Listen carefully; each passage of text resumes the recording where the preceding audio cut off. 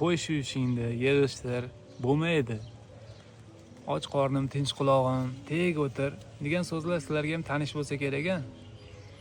Agar hamma shunday teg o'tirganda edi, buyuk yetuk insonlar yetishib chiqmagan bo'lardi. Dunyoda 7 milliard odamning hammasi ham natijaga erishgan, baxtli, saodatli, badavlat emas.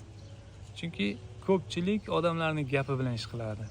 Irodasini sinab ko'rish uchun odam kichkinagina oldiga maqsad qo'yish kerak va hech kimga aytmay uni bajarib ko'rishlik kerak.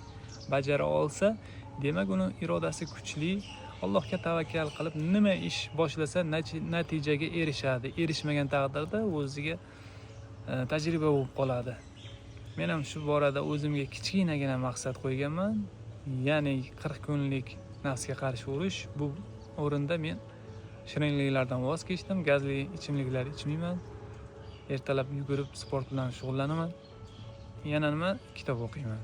Qiyin bo'lyapti juda. Xuddi ro'za tutganday bo'lib qoldim. Lekin harakat qilyapman. Siz ham bugun boshlang. Ertaga tugamaydi. Erta kelaveradi. Lekin bugun o'tib ketadi. Bugun boshlasangiz, boshlab ketasiz. Zo'r motivatsiya bo'lganligi uchun like bosing, obuna bo'ling.